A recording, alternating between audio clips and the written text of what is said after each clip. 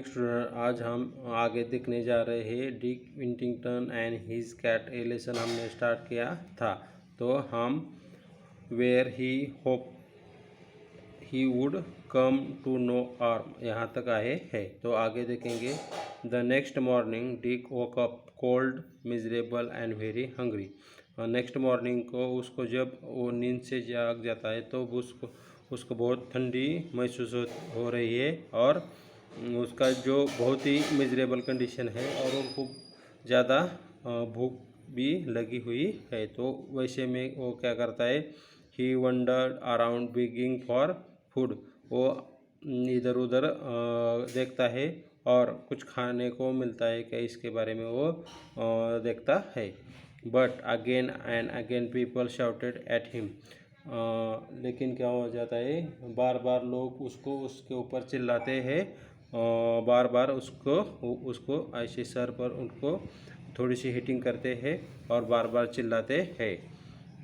Go back, go away you lazy fellow, go away you lazy fellow. दूर हो जाओ, go away दूर हो जाओ, ऐसे लेजी फेलो ऐसा उसके ऊपर लोग चिल्लाते हैं। बी ऑफ विथ यू ऐसे उसको ऊपर चिल्लाते, चले इधर से हट जाओ ऐसा उसके ऊपर चिल्लाते।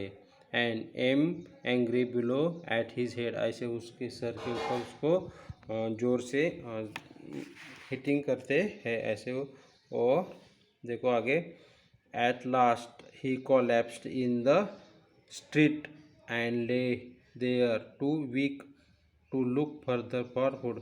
और उसको इतनी भूख लगी थी कि वो ज़मीन के ऊपर कोलैप्स हो जाता है, यानी गिर जाता है, ज़ोर से गिर जाता है। उधर ही उसको नींद आ जाती है और वो बहुत ही उसने 2-3 दिन से कुछ खाया नहीं था, इसके लिए उसका बॉडी वीकनेस उसको महसूस हो रहा था।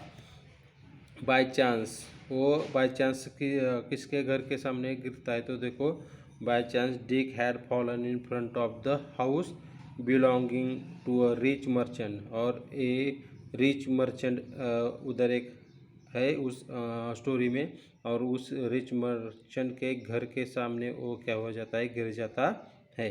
कॉल्ड मिस्टर फ्रिट्जवारन, उसको क्या कहते हैं, mister Fitzwarren. The cook was trying to drive Dick away, और वो क्या करते हैं, उसको ले जाते हैं, वो उस बच्चे को वो उसके घर में ले जाते हैं। When mister Fitzwarren return home, when mister Fitzwarren return home from inspecting his ships. जब वो मिस्टर फिट्जवारन उनका जो शिप का जो बिजनेस था उसकी इंस्पेक्टिंग करने के बाद वो घर पर आ रहे हैं। He stopped and said to Dick, उधर रुक जाते हैं और बाद में पूछते हैं, why don't you work, why don't you work if you need food. आपको खाना चाहिए तो आप कुछ काम क्यों नहीं कर सकते, ऐसा वो पूछते हैं। आई वुड वर्क, मैं काम करना चाहता हूँ, said Dick, but nobody who will give me anything to do. कोई भी मुझे कुछ, मैं किसी को भी पहचानता नहीं और कोई मुझे काम देने के लिए तैयार भी नहीं, ऐसा वो कहते हैं। Take him into the kitchen, वो उसके कुक को कहता है कि उसको किचन में लेके जाओ। Mister Fitzwarren ordered to the cook, और मिस्टर फिट्जवारन क्या करते हैं, उसके कुक को ऑर्डर देता है, feed him first and then find some work for him. पहले उसको खाना खिलाओ, बाद में उसके लिए कोई काम देखो। So Dick was given a home and a living room. अब उसको खाने के लिए और रहने के लिए दोनों की तजवीज़ हो गई है। He had a small corner of attic to sleep in and his job was to help the cook with all the pots and pans in the kitchen.